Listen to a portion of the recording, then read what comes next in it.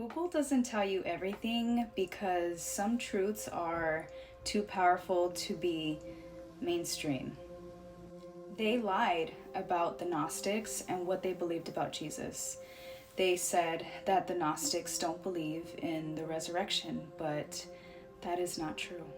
The ancient Nag Hammadi scriptures that were buried and later found in 1945 is what the Gnostics uphold. There is an ancient book called the Treatise on Resurrection, and this book not many people talk about unless you seek for yourself, but today I'm going to tell you what's in this book.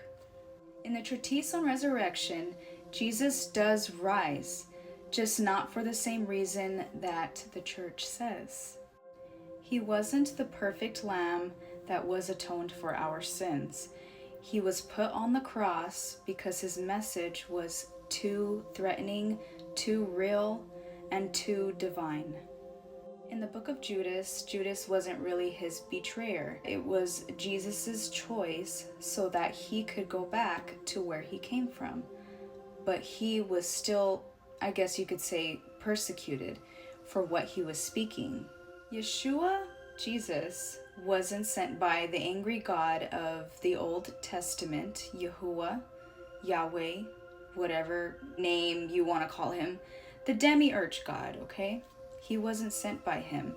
He was sent by the true source, the invisible spirit, through Sophia from the Pleroma. There's also another ancient book in here that is called the Tripartite Tractate. And this ancient text will tell you that the true God is above and beyond gender and form. Adam even says in the Apocalypse of Adam that he was more powerful than the God that made his body. The Gnostics don't just believe that this earth that the demiurgic God created is a prison entirely, okay? They believe that it's only a prison when you are bound by it and when you are still asleep and you haven't awakened to your true divine nature.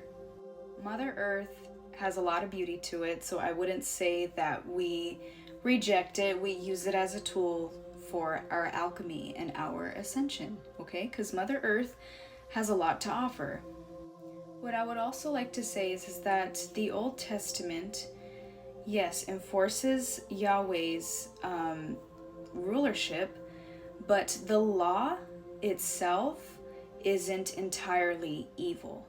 It was distorted, and Christ showed the true meaning of the law. These ancient laws go way back into Mesopotamia when they were serving the Anunnaki gods, okay? And these were universal laws that people lived by.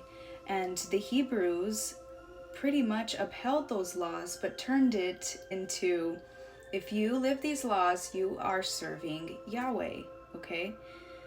But a lot of these commandments are high vibrational living encoded. The commandments are way more ancient than the Old Testament. Gnostics do not believe that you have to reincarnate forever and that you're stuck here on this prison planet for the rest of your eternity. If someone doesn't awaken to their divinity and they're stuck in the material cycles and thinking, and they think that this is all it, and they don't transcend this 3D realm, they will incarnate and try again until they get it right. Let's just say you do ascend this realm and you go to the Pleroma.